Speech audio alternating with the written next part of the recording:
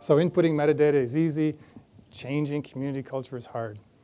We had a lot of presentations this morning focused on the technology itself or focused on, as Amy's presentation, sort of the items on her radar as the rollout would unfold.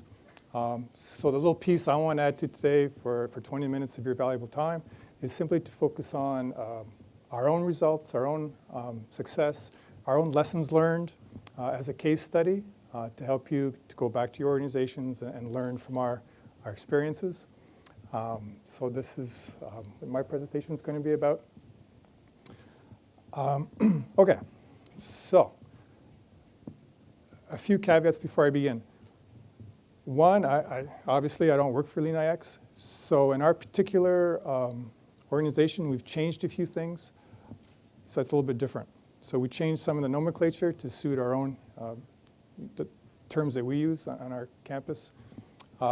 We've introduced some tags that we use. We created an audit report that we use, and it's been very helpful. And there's been a big focus on sort of technology, wrapping your arms around complicated technology. That's absolutely valid and important, very significant.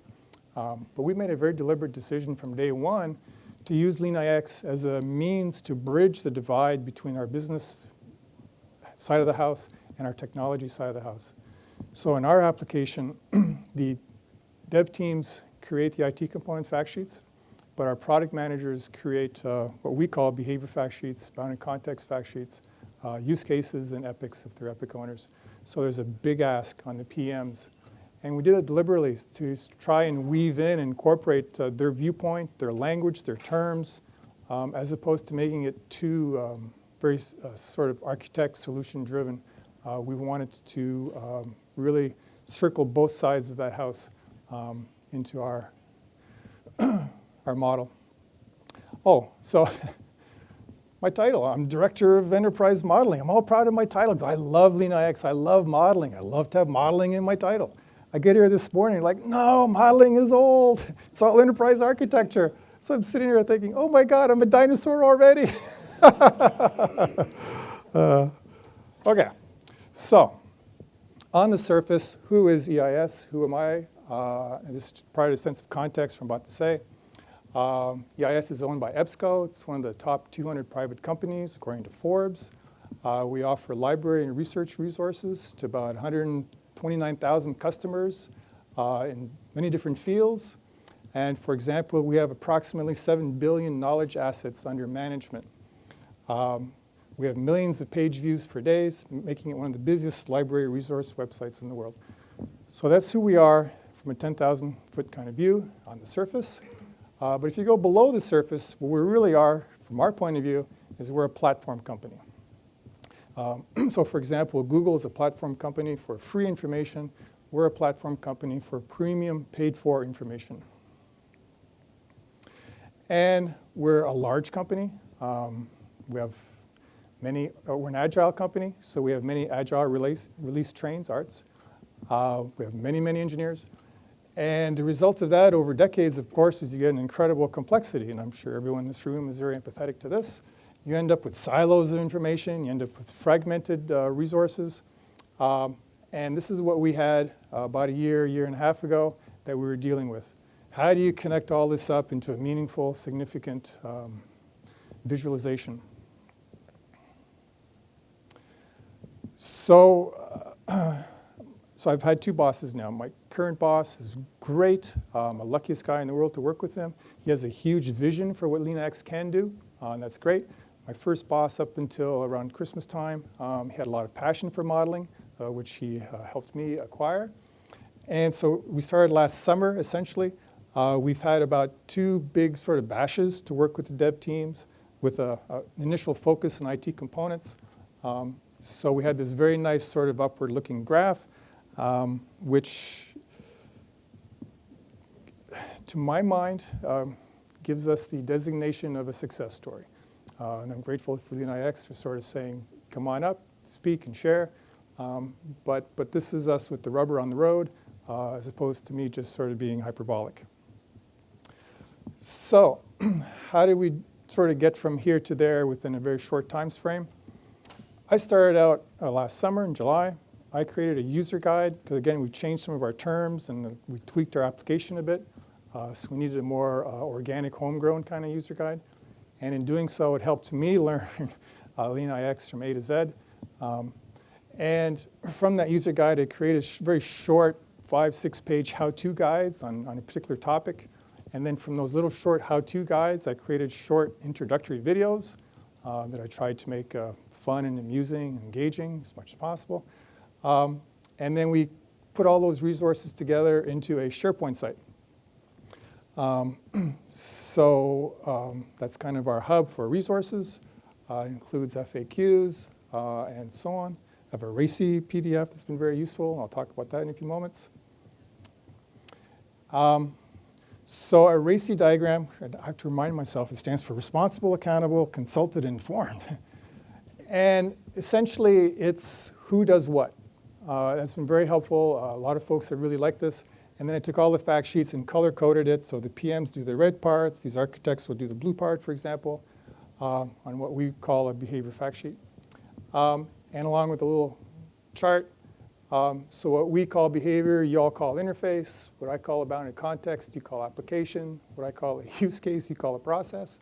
And what I call an epic, you would call a project. So a little Rosetta Stone there of terms.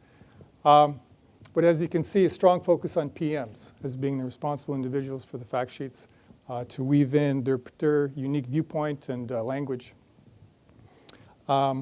This was helpful in the beginning because when we first started to socialize LeanIX to the community, everyone looks at it and goes, "Whoa, what's this?" But when they see a sheet like this and you go, "Okay, you're responsible for everything in red," it just makes it less abstract and more concrete. That was helpful. I have a weekly blog. Every Thursday I do a blog post. And everything from tips and tricks to this unique aspect. We modeled how to model in our model. So how do you do modeling in LeanIX? We modeled it out. Now this is something called XMind Zen, which is a free little application that's very easy to use. We don't really use the visualizer. Sorry. We use this one. And I've placed a lot of these blog posts. So I met Christian Richter in the autumn, amazing fellow, spectacular guy. And I said, hey, you should have like sort of an online community where different people from the LeanIX world can sort of meet and talk and share experiences and so on. A little hub for communication. He said, great idea. So he created a Slack site. I don't know if you know this, so we all have access to this site. So I threw up a bunch of these blog posts on there, and you're welcome to use them. Grab, copy, paste, cannibalize, do what you want. It's yours. It's my takeaway to you. So I have blog posts like, can LeanIX release the Kraken? Great question. How do you answer that question? What's all that about? I had another blog post on, is LeanIX the Tesseract? It's a very powerful palm-sized thing. Is it just like the Tesseract? In what ways? So I'm trying to make this fun and engaging, right? But you're welcome to all those resources. So in terms of socialization, here's a simple picture. We've had about 22 engagements. There's been more, of course, because this ends in April, and we're late May now. But as I said, we started out with a lot of focus on PMs to socialize that out, provide guidance, get that going, Epic owners and so on. And then in October, November, we had a bash with dev teams. After Christmas, we had a second bash with dev teams because our initial fact sheet focus has been IT components, particularly in terms of who owns what and in terms of where is the source code. Two very important pieces of information. So a lot of socialization over time, and that has helped those seedlings grow in our community. So we also have 2 gates, and for those who are not in agile companies, ART means Agile Release Train, and what I call an epic, you may call a project. So we have an epic gate, so that no epic can be pulled by an ART until it's been modeled in LeanIX. So that's a physical hard stop gate. That's been useful. to ensure everyone actually inputs the metadata. And another one's a feature gate, where a feature can't be pulled by a team on an art until it's also been modeled in LeanIX. And we're currently working on a third gate right now to include LeanIX as definition of ready, which means something in the Agile world. Because we have so many engineers, so many teams located around the world, it's been wonderful to have these gates in there to ensure that they're actually inputting what they need to input. So again, to go back to here, this has led to this really nice growth. I've only been with LeanIX, I've been working in LeanIX since last July, so I feel a little precocious to be up here in front of y'all. But we have had some nice growth. So I want to share that with you. And if we break it down, so we've changed LeanIX in a few ways. One is a few nomenclature pieces. We use some different tags. We use tags to also include component ownership and component support levels. And we very soon will also include tags to something along the lines of cloud readiness as we migrate some issues to the cloud. Another way that we're a little bit different is we created a custom audit report that was very useful. Let me just talk about that for a moment. So as you know, fact sheets show completion rate. And we said, well, to pass audit, a fact sheet should pass at least 70% completion. And so we created a custom audit report that would drill down by team or by art or by subscriber that would aggregate all these completion scores into a report. So it created a little pie chart. So you could go by criteria and say, well, team Serenity, do they have their document links in place? And you'd click and it'd show the little pie chart, and you could say which document links were missing. You click on that slice of the pie, and it'll show up a little pop-up, and it'll list them all by name, and you can click on each of those, and it'll go deeper. So that was very useful. You could see patterns, and it could help me as a curator kind of go back to a person or a team and work with them to ameliorate and rectify that particular pattern. I also feel, so I was saying to Brandon over at lunch here, we're kind of on an escalator/elevator of sophistication and elevated expectation. So we have LeanIX last summer. We create custom audit reports. Everyone in my company goes, woohoo, right? This is great. You can see things at a quick view, who's passing audit, who's not passing audit. Then around February, we started using Tableau as well to create some reports, break it down by team and by art. Everyone went, woo!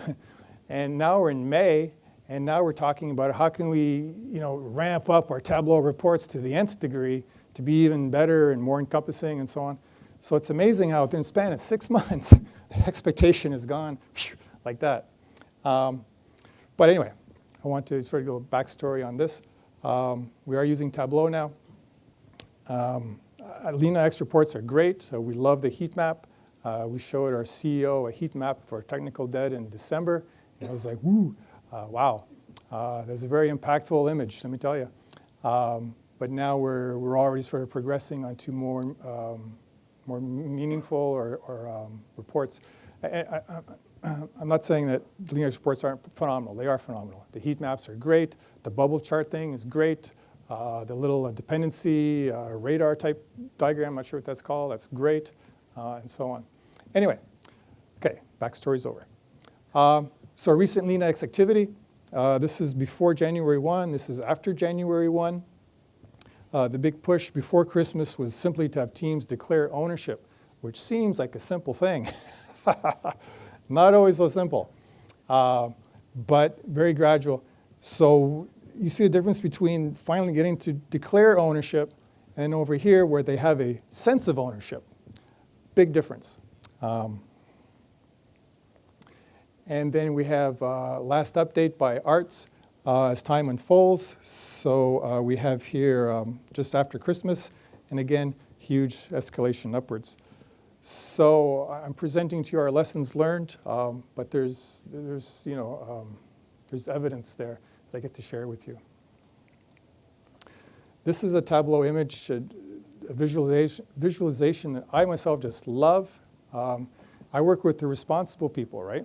The subscribers, right? Subscriber/responsible.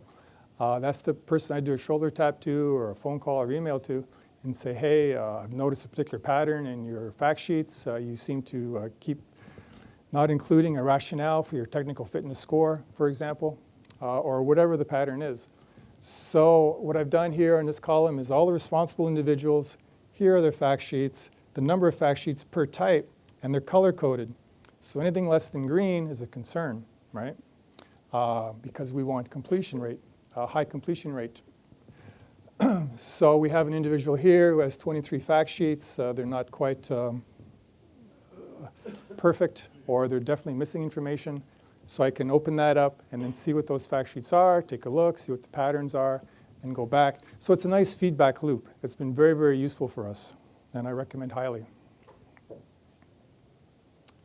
So our results so far as of April, this is of course almost a month old now.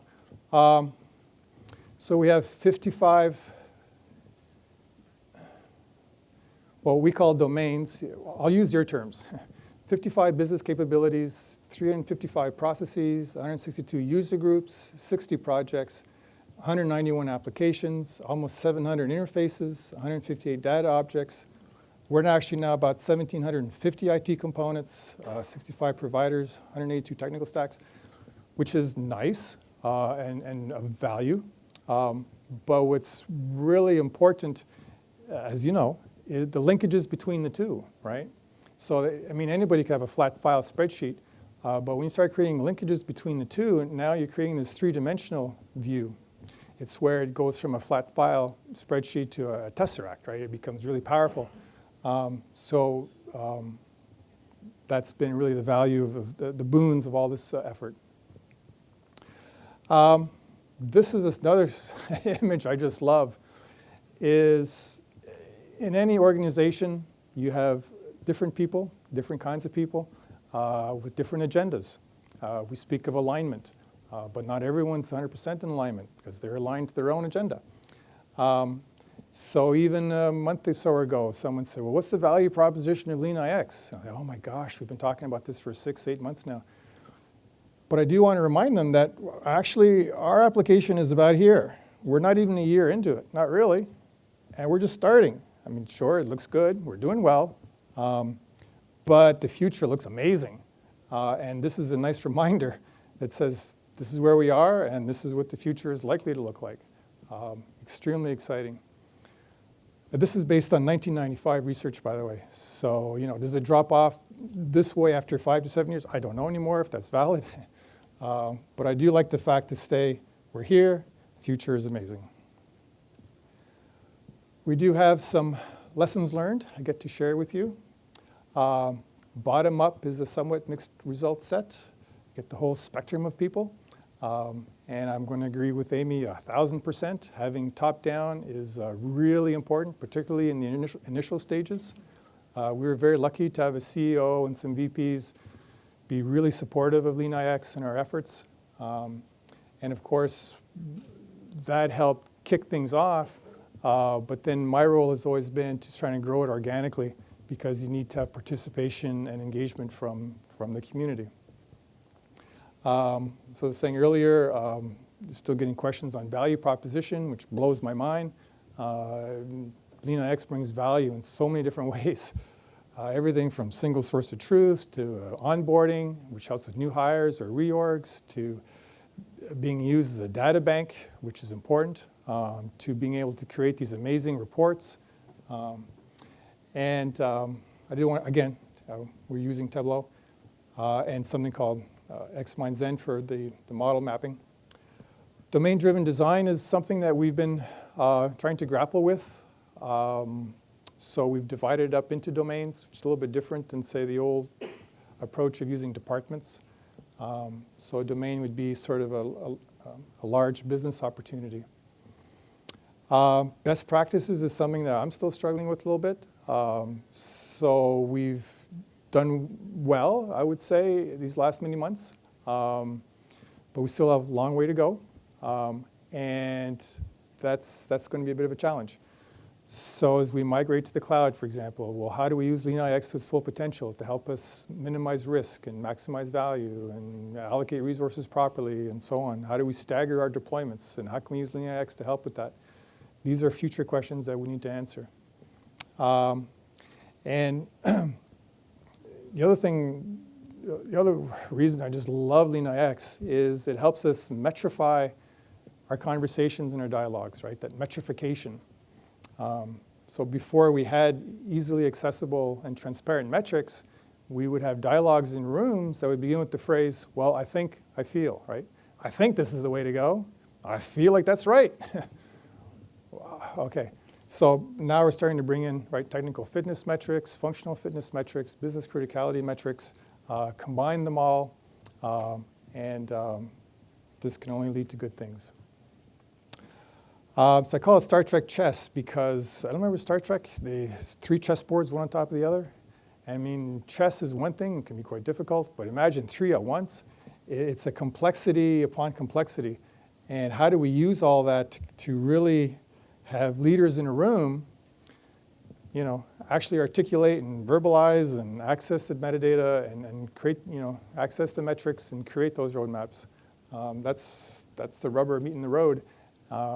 And I can socialize till I'm blue in the face, but until they start having those conversations, we're not really going to, you know, use LeanIX to its full potential as a catalyst for incredible change. So I'm sure you all have access to this PowerPoint. This is the URL for the Slack website that Christian set up. So the blog posts are there. My contact information is there. If you have any questions, you get my point of view, not the LeanIX point of view maybe, which you get mine. And I'm always happy to share. I truly am passionate about modeling. And whatever I can do for you, just give me a shout. That's an easy question.